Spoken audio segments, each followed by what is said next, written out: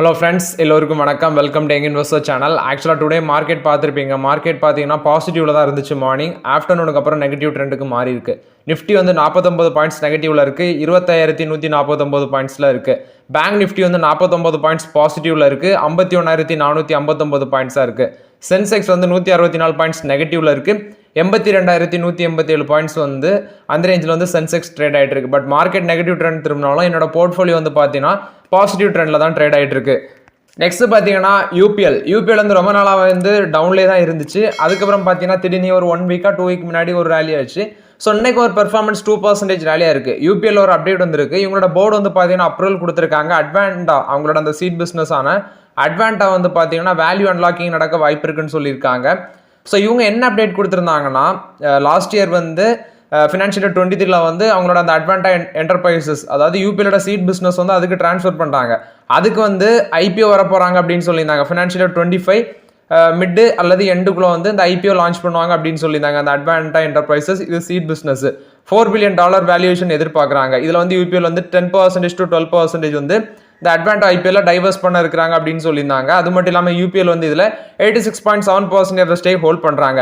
மிச்சம் இருக்கிறது private equity பிளேயரான KKR இவங்க ஹோல்ட் பண்ணுறாங்க. ஸோ இவங்க செப்டம்பரில் தான் இந்த ஸ்டேக்கை அக்விசிஷன் பண்ணாங்க. இந்த அட்வான்டா வந்து ஃபினான்ஷியல் 23 ரெவன்யூ வந்து 3,558 கோடி ரெவன்யூ பண்ணியிருக்காங்க. எபிட்டா 921 கோடியாக இருந்துச்சு. இன்னைக்கு ஸ்டாக் 2% மேலே ரேலியாக இருந்துச்சு. நான் மார்க்கெட்டில் பார்க்கும்போது 620 ரூபா இருந்துச்சு. ஸோ இவங்க வந்து வேல்யூ அன்லாக்கிங் பண்ண இருக்கிறாங்க அப்படின்னு சொல்லியிருக்காங்க. இந்த அட்வான்டா என்டர்பிரைசஸ்க்கு வந்து வேல்யூ அன்லாக்கிங் பண்ண இருக்கிறாங்க அப்படின்னு சொல்லியிருக்காங்க. ஸோ வேல்யூ அன்லாக்கிங் பண்ணணும்னா ஃபண்ட்ஸ் வந்து ரைஸ் பண்ணணும்னு சொல்லியிருக்காங்க. பிரைமரி ஆர் வந்து செகண்டரி இஷ்யூன்ஸ் செக்யூரிட்டிஸ் மூலமாட்டோ, ப்ரைவேட் பிளேஸ்மெண்ட், பப்ளிக் ஆஃபரிங் மூலமாட்டோ ஃபண்ட் ரைஸ் பண்ணிட்டு இவங்க வந்து வேல்யூ அன்லாக்கிங் பண்ண இருக்கிறாங்கன்னு சொல்லியிருக்காங்க. ஸோ அதுக்கு வந்து யூபிஎலோட போர்டும் அப்ரூவல் கொடுத்துருக்காங்க. ஸோ இது வந்து யூபிஎல்ல பொறுத்த வரைக்கும் அப்டேட்டு. நெக்ஸ்ட் பார்த்தீங்கன்னா டாடா மோட்டார்ஸ் இன்னைக்கு ஷேர் ப்ரைஸ் வந்து ஃபிளாட் நெகட்டிவ்ல இருந்துச்சு. 1,070 ரூபா சம்திங் அந்த ரேஞ்சில் ட்ரேட் ஆகிட்டு இருந்துச்சு. ஸ்டாக் ப்ரைஸ் வந்து இது ஒரு ஆப்பர்ச்சுனிட்டி தான் நான் பார்க்குறேன் டாடா மோட்டார்ஸில். எப்போ பூம் ஆகும்னு தெரியாது, ஏன்னா பூம் ஆகிறதுக்கு பாசிபிலிட்டிஸ் அதிகமாக இருக்குது டாடா மோட்டார்ஸில். ஸோ இது ஒரு ஆப்பர்ச்சுனிட்டியாக யூஸ் பண்ணிக்கோங்க. டாடா மோட்டார்ஸ் வந்து அவங்களோட யூகேல இருக்கிற ஜேஎல்ஆர் சேல்ஸ் அப்டேட் கொடுத்துருக்காங்க. சேல்ஸ் 81% இன்க்ரீஸ் ஆயிருக்குன்னு சொல்லியிருக்காங்க. 2,681 யூனிட்ஸ் வந்து மந்த் ஆஃப் ஆகஸ்ட்ல சேல்ஸ் பண்ணியிருக்காங்க. அதாவது சேம் பீரியட் லாஸ்ட் இயரை கம்பேர் பண்ணும்போது 81% இன்க்ரீஸ் ஆயிருக்கு. இதில் ஜாக்வார் சேல்ஸ் வந்து 607 கார் விற்றுருக்காங்க, 74% இன்க்ரீஸ் ஆயிருக்கு. லேண்ட் ரோவர் வந்து 2,074 யூனிட்ஸ் விற்றுருக்காங்க, 83% இன்க்ரீஸ் ஆயிருக்கு. பட் இந்த கார் இந்த ஜேஎல்ஆர் வந்து ஜூலையில் 6,121 யூனிட்ஸ் விற்றுருக்காங்க, ஜூனில் 6,421 யூனிட்ஸ் விற்றுருக்காங்க. பட் மந்த் ஆன் மந்த் பேசிஸில் பார்க்கும்போது கீழே விழுந்திருக்கு. ஆனால் டொமஸ்டிக்கில் நீங்கள் பார்த்தீங்கன்னா டாடா மோட்டார்ஸோட சேல்ஸ் வந்து 8% டிப் ஆயிருந்துச்சு. இப்போ டாடா மோட்டார்ஸ்க்கு இவங்க ஜேபி மார்கன் வந்து ஓவர்வேட் ரேட்டிங் கொடுத்துருக்காங்க. 1,250 ரூபா வரைக்கும் டார்கெட் ப்ரைஸ் கொடுத்துருக்காங்க. ஸோ இப்போ இருக்க அந்த 1,070 ரூபா அந்த ரேஞ்சில் இருக்குது. ஸோ இது ஒரு ஆப்பர்ச்சுனிட்டியாக யூஸ் பண்ணிக்கோங்க டாடா மோட்டார்ஸில். இது டாடா மோட்டார்ஸை பொறுத்த வரைக்கும் அப்டேட்டு. நெக்ஸ்ட் வந்து பார்த்தீங்கன்னா முத்தூட் ஃபினான்ஸ். ஆக்சுவலி முத்தூட் ஃபினான்ஸோட ஷேர் ப்ரைஸ் இன்னைக்கு பக்காவாக ரேலியாக இருந்துச்சு, 3% கிட்ட ரேலியாக இருந்துச்சு. ஸோ முத்தூட் ஃபினான்ஸ் ஷேர் ஒரு 52 வீக் ஹை டச் பண்ணியிருக்கு. ஸோ 1,300 கன்சிடர் பண்ணோம். இன்னைக்கு வந்து பார்த்தீங்கன்னா 2,012 ரூபா அதெல்லாம் தாண்டி இருக்கு முத்தூட் ஃபினான்ஸ். ஸோ மோரராட் வந்து ஒரு 52 வீக் ஹை டச் பண்ணியிருக்காங்க, 2,012 ரூபா அந்த ரேஞ்சை டச் பண்ணி இன்னைக்கு வந்து ஒரு நல்ல பெர்ஃபார்மன்ஸ். ஆக்சுவலி இந்த ஸ்டாக் நம்ம 1,300 கன்சிடர் பண்ணியிருந்தாலும் இதோட லாஸ்ட் இயர் ரிட்டர்ன்ஸ் வந்து பார்த்தீங்கன்னா 56% ரிட்டர்ன் கொடுத்துருக்கு இந்த முத்தூட் ஃபினான்ஸ். அதாவது 12 monthsல 56% மேலே ரிட்டர்ன் கொடுத்துருக்கு முத்தூட் ஃபினான்ஸ். ரீசெண்டாக இவங்களோட பெல்ஸ்டார் மைக்ரோ ஃபினான்ஸ் ஐபிஓ வர போகிறாங்க அப்படிங்கிற அப்டேட் கொடுத்துருந்தாங்க. ஸோ கண்டினியூஸாக ஒரு நல்ல பெர்ஃபார்மன்ஸ் முத்தூட் ஃபினான்ஸ் மார்க்கெட்டில் கொடுத்துட்டு இருக்கு. நெக்ஸ்ட் வந்து பார்த்தீங்கன்னா ஹையஸ்ட் டேக்ஸ் பேயிங் செலிபிரிட்டிஸோட டீட்டெயில்ஸ் வந்துருக்கு. அதாவது இதில் ஃபர்ஸ்ட் இருக்கிறது வந்து பார்த்தீங்கன்னா ஷாருக் கான் தான் இருக்கிறாங்க. அவங்க வந்து 92 crores சொல்கிறாங்க. அடுத்தது ஆக்டர் விஜய் 80 crores சொல்கிறாங்க.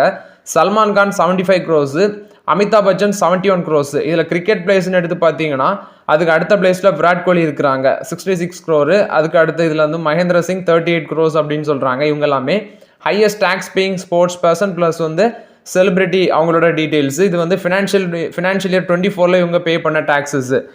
நெக்ஸ்ட் வந்து பார்த்தீங்கன்னா டாடா ஸ்டீல் ஒரு அப்டேட் வந்திருக்கு. இவங்க வந்து லிண்டே இந்தியா அப்படிங்கிற ஒரு கம்பெனியோட ஒரு அக்ரிமெண்ட்ல வராங்க. என்ன அக்ரிமெண்ட்னா, அந்த லிண்டே இந்தியா அப்படிங்கிற ஒரு கம்பெனி வந்து இண்டஸ்ட்ரியல் அண்ட் மெடிக்கல் ஆக்சிஜன் அந்த செக்மெண்ட்ல இருக்கிற கம்பெனி.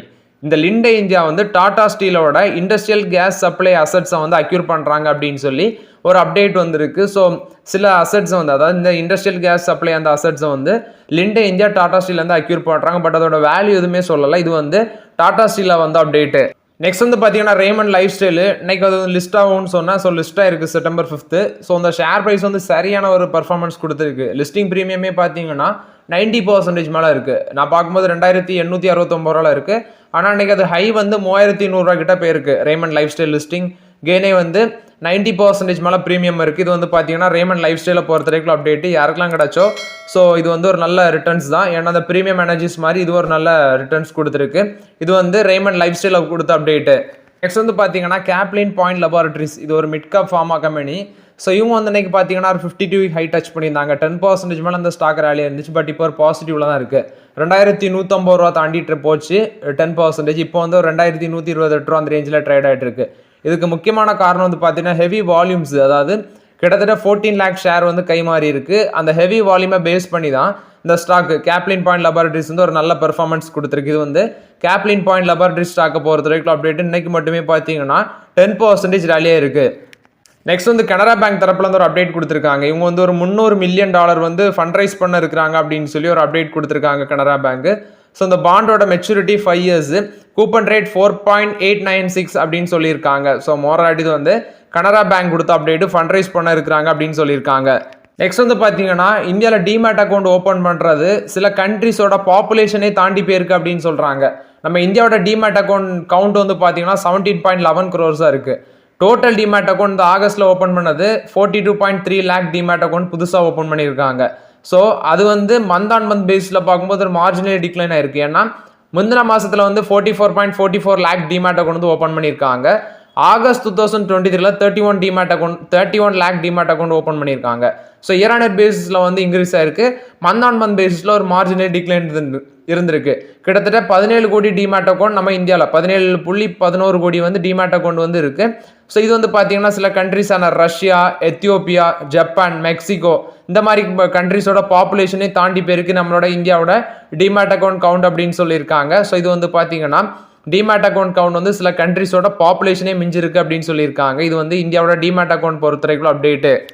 நெக்ஸ்ட் ஆர்இசி லிமிடெட் கொடுத்த அப்டேட் இன்னைக்கு 1.5% கிட்ட ரேலியாக இருந்துச்சு. ஆர்இசி லிமிடெட் கன்சிடர் பண்ணதில் ஒரு நல்ல ரிட்டர்ன் கொடுத்த ஸ்டாக் ஒன்று. ஸோ ஆர்இசி லிமிடெட் பார்த்தீங்கன்னா $600 மில்லியன் வந்து கிரீன் பாண்ட்ஸ் மூலம் மட்டும் ஃபண்ட் ரைஸ் பண்ண இருக்கிறாங்க அப்படின்னு சொல்லியிருக்காங்க. ரினோபிள் எனர்ஜி ப்ராஜெக்ட்டுக்கு லெண்ட் பண்ணுறதுக்கு வேண்டி. ஸோ இது வந்து ஒரு மிக்ஸ் டைப் ஆஃப் பாரோயிங்ஸில் தான் வரும். Corporate loan, bank term loans, commercial borrowings அது மூலம் மட்டும் தான் ரைஸ் பண்ணுவாங்க. ஸோ இவங்க வந்து ரோட் ஷோவும் கண்டக்ட் பண்ணியிருக்காங்க. சிங்கப்பூர், ஹாங்காங், லண்டன், USA இங்கெல்லாம் பார்த்தீங்கன்னா இவங்களுக்கு இன்வெஸ்டர்ஸ் வந்து ஒரு நல்ல வரவேற்பு கிடைச்சிருக்கு அப்படின்னு சொல்லியிருக்காங்க. ஸோ அந்த கம்பெனி லாஸ்ட் இயரில் ஒரு $750 மில்லியன் வந்து இந்த கிரீன் பாண்ட்ஸ் மூலமாக ரைஸ் பண்ணியிருந்தாங்க. அது மட்டும் இல்லாமல் இந்த ஜப்பான் கரன்சியான JPY மூலமாட்டு ஒரு 66 பில்லியன் பார்த்தீங்கன்னா ரைஸ் பண்ணியிருந்தாங்க. ஸோ இப்போ ஆர்இசியோட போர்டு வந்து 1.6 lakh crore வந்து இந்த கரண்ட் ஃபினான்ஷியல் இயரில் ரைஸ் பண்ணுறதுக்கு அப்ரூவலும் கொடுத்துருக்காங்க. இது வந்து அவங்களோட 30% of the external commercial borrowings அப்படின்னு சொல்கிறாங்க. ஆர்இசி வந்து 20% ஆஃப் த ஷேர் வந்து டார்கெட் பண்ணுறாங்க. எதுலன்னா அந்த ரினோபிள் எனர்ஜி செக்டரில் 2030 $20 lakh crore இன்வெஸ்ட்மெண்ட் வந்து எக்ஸ்பெக்ட் பண்ணுறாங்க. அவங்களோட ரினோபிள் எனர்ஜி போர்ட்ஃபோலியோ வந்து இப்போதைக்கு 40,000 கோடி இருக்குது. ஸோ அதை வந்து 2030 வந்து 3 லட்சம் கோடியாட்டி இன்க்ரீஸ் பண்ண இருக்கிறாங்க. இந்த கம்பெனி வேரியஸ் ஆப்பர்ச்சுனிட்டி எக்ஸ்பெக்ட் பண்ணுறாங்க. குறிப்பாடு wind, solar, hybrid, green hydrogen, wind turbine, mobility இந்த செக்மெண்ட்லாம் growth எக்ஸ்பெக்ட் பண்ணுறாங்க. ரினோபிள் எனர்ஜி செக்டார் வந்து இப்போ அவங்களோட அந்த அசட் அண்டர் மேனேஜ்மெண்ட் வந்து 5.09 lakh crore இருக்குது.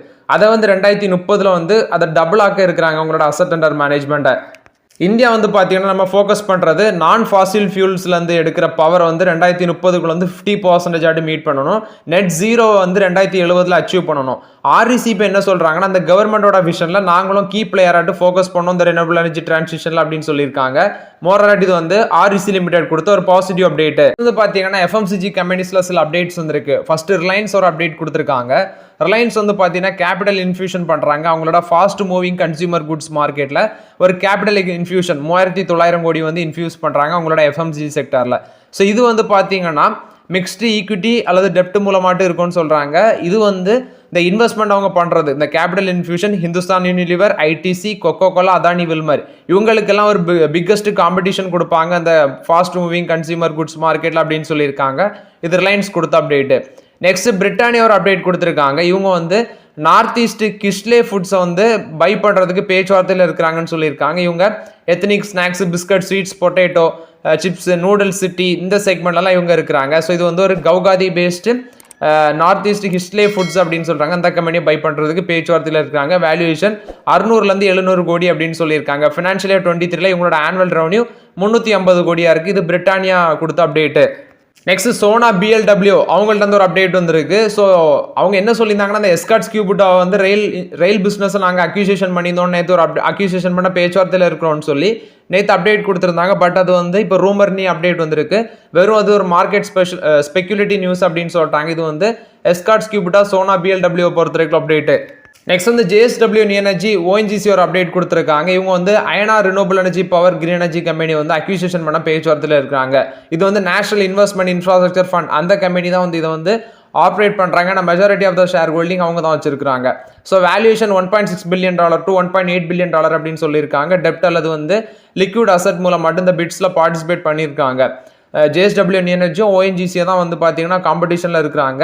ஸோ இந்த நான் சொன்ன இந்த NIF அவங்க வந்து டாமினன்ட் ஷேர் ஹோல்டர்ஸாக இருக்கிறாங்க. இந்த அயனா ரினோபிள் பவரில் 51% ஸ்டேக் ஹோல்ட் பண்ணுறாங்க. இன்டர்நேஷனல் இன்வெஸ்ட்மெண்ட் வந்து ஒரு 32%, எவர்சோர்ஸ் கேபிட்டல் வந்து பார்த்தீங்கன்னா ஒரு 17% ஹோல்ட் பண்ணுறாங்க. ஸோ மோர்ராட் இது வந்து அயனா ரினோபிள் பவரை JSW நியூ எனர்ஜியும் ONGCயும் பார்த்தீங்கன்னா அக்யூசியேஷன் பண்ணதுக்கு நெகோசியேஷனில் இருக்கிறாங்க அப்படிங்கிற அப்டேட் வந்திருக்கு. நெக்ஸ்ட் வந்து பார்த்தீங்கன்னா லூப்பின்ல வந்து அப்டேட். லூப்பின் இன்னைக்கு ஒரு மார்க்கெட்டில் ஒரு பெர்ஃபார்மன்ஸ் கொடுத்துருந்தாங்க. இவங்க வந்து மிரோபெக்ரான் எக்ஸ்டெண்டட் ரிலீஸ் டேப்லெட்ஸ் வந்து லான்ச் பண்ணியிருக்காங்க. ஸோ இது வந்து ஜெனரிக் வெர்ஷன் அப்படின்னு சொல்கிறாங்க.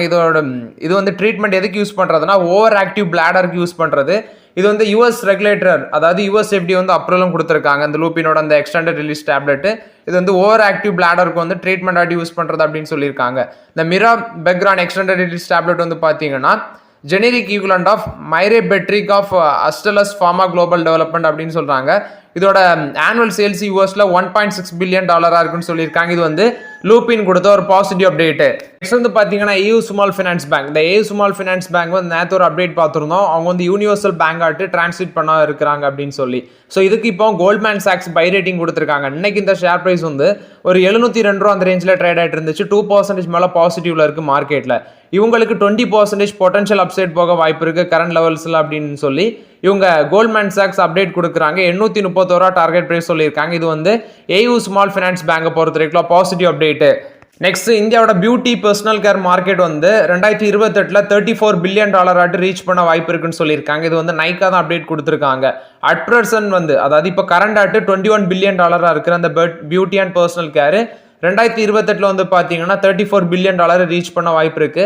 ஆனுவல் க்ரோத் ரேட் வந்து அவங்க 11% வச்சு சொல்லியிருக்காங்க. இது வந்து நைக்கா தான் அந்த அப்டேட் கொடுத்துருக்காங்க. ஸோ ஓகே ஃப்ரெண்ட்ஸ், ஆக்சுவலாக அந்த வீடியோவில் சில இம்பார்ட்டன்ட் அப்டேட்ஸ் எல்லாமே டிஸ்கஸ் பண்ணோம். அந்த வீடியோ உங்களுக்கு பயனுள்ளதாக இருக்கும்னு நினைக்கிறேன். பயனுள்ளதாக இருந்துச்சுன்னா லைக் பண்ணுங்கள், சப்ஸ்கிரைப் பண்ணுங்கள், கமெண்ட் பண்ணுங்கள். Okay friends, thank you.